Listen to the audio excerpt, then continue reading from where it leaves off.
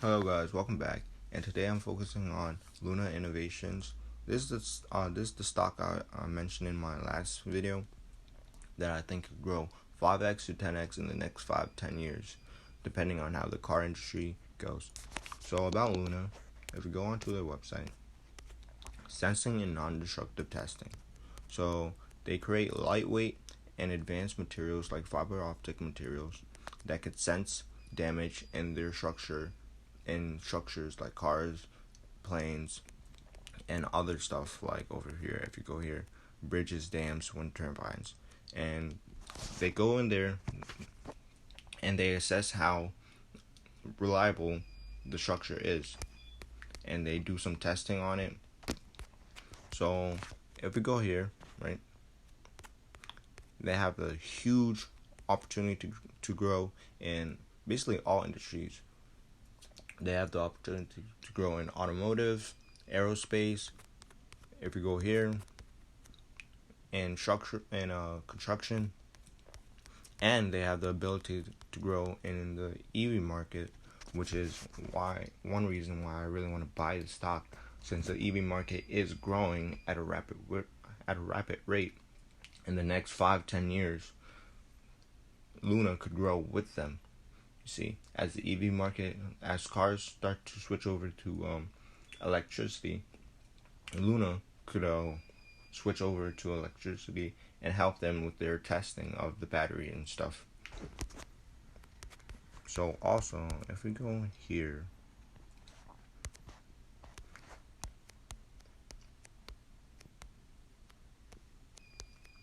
so their customer base, well, the customer base that they're looking towards is the military and defense, communications, infrastructure, energy, and automotive, which is huge. They have huge room to grow. And if we look at their market cap, what are they? They're only a $200 million company, which is crazy, right? $200 million company right now. I could see this company being at least a $5-10 billion company, maybe $100 billion company in like 20 years, 30 years. But I could see it being a $5-10 billion company in the next 5-10 years easily. So if we go back,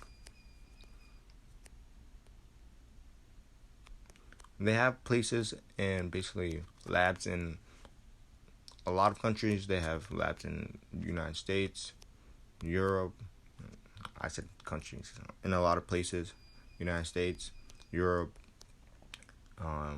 Asia, and they have a clear vision and established history. So they IPO'd in 2006, merged with API, sale of non-core business to Macom, sale of non-core business to OSI, and acquisition of Micron Optics. So their growth rate is crazy. 18 to 20% in light wave, and they have 6 to 8% in their labs.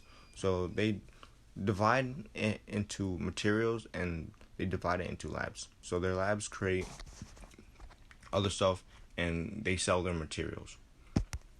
And their gross margins increase to 75 and 100 BPS annually, which is pretty good. And if we go here,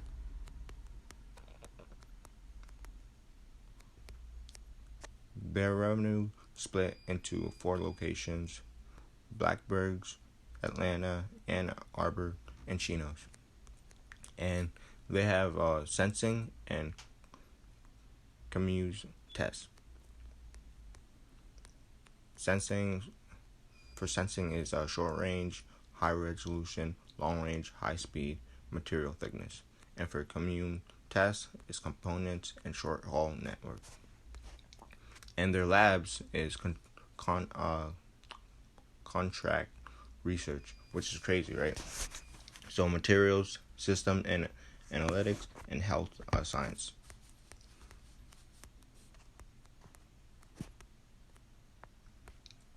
So their market size is 900 million for commune tests, and for sensing is 1.6 billion.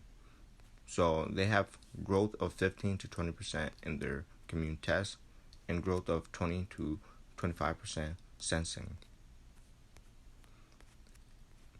So for the drivers, 5G, silicon, phonics, or whatever.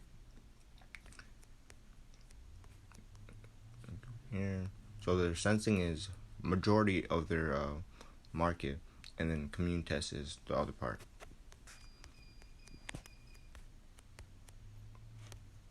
I'm just reading here. That's why you're not hearing me talk like that. So they have high definition fiber optic sensing. They have long range, high speed sensing, and they have material thickness. Commune testing, increased data and video consumption. Video forecast to represent 82 of all IP traffic in 2022, 34 CAGR. Growth in mobile and 4G, 5G. Mobile data traffic growing at 46%. Cloud service and adaptation of Internet of Things. Data center traffic growing at 28.5 billion LOT network device by 2020. So they have very high, actually I want to look at their lab. They work with university and government research labs to explore technological feasibility with a goal towards proof of concept. Collaborative with prime contractors, government offices, and federally funded R&D centers. So not only do they have high growth rate, but it's actually a very secure, since they work with governments, and governments pay out a lot of money, especially the military and stuff. So if they're working with the military with airplanes and stuff, I could see them growing. They're very huge in the sensing and testing industry. So it's very impressive, and I think it's a very good company to look at if you are really interested in. And if you don't believe me, you don't have to believe me. You can read it yourself and do the research yourself. So if we go on to their finances, the revenue for 2019 was around $70 million. Cost of revenue $35 million, and gross profit was $35 million. Operating expense was $31 million, and operating income was $3 million. In 2008, it was $42 million. Cost of revenue $23 million, and gross profit $19 million.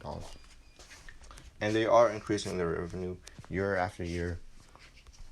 Not year after year, but overall they are increasing their revenue. If we go on to their balance sheet, their total assets in 2019 is 86 million. Total liabilities is 19 million. Total equity, gross minority is 67 million, and total capitalization is 67 million. Net tangible assets 46 million, and working capital 41 million. Invested capital 67 million. Tangible book value 46 million, and total debt 1 million, which is very good for a company that's worth $200 million. So I'm gonna increase my position in this high growth stock. So in my next buy it now video, I'm gonna buy more of my growth stocks: Unity, Luna, and Zingai. Well, that's it for this video. If you liked it, hit the like button, comment, subscribe. Tell me if you're gonna buy it. And yeah, peace out.